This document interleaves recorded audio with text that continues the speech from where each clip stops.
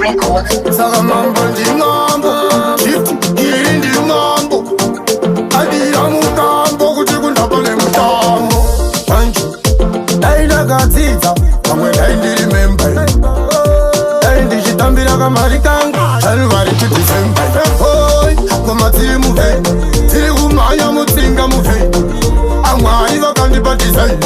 Ndanda masu amaduducha Hoi Tiri muhei Mango maru kumanya muhei Achacha vakandipa design Ndanga na masu amaduducha Duducha maduducha Nyangwe panzi kure ndosika Pandosika ngo pandopinda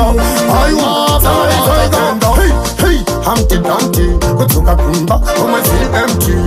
Asimatarenda ndine plenty Asipakita panagana sendi Oi Andoneta Aliwezira isimba ndaneta Aiwa mari mepo kufufuta Itaindiza karen sazaruta Ichawana matuta Chirezeva nindisa puta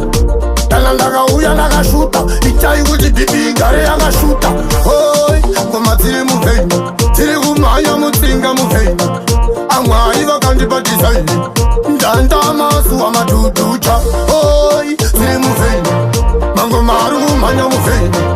Achacha vakandipa design Ndanga na masu amaduducha Fambosi kukauva yema vampaya Saive shungu kuva kempaya Pamela katisapera kuva hitaya Humpty Dumpty Omwenda itoka omwezili empty Mabasa chizali plenty Asi unengozi na kana senti Asi ngoma zili muveni Mari baba nduva ne design Mari baba nduva chetante shine Ndanda masu amaduducha Duducha maduducha Pando yasi andafika Pantanda fita vafufuta Aiwa vari kurota Shanaka experience Diratista nisidenza Nguraya sekenza Wakawanda vanda influencer Musandi tange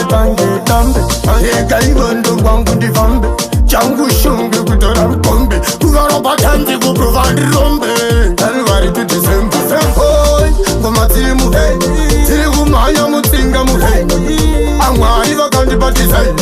Ndanda masu amaduducha Hoi Tiri muhei Mango maru kumanya muhei Achacha vakandipa design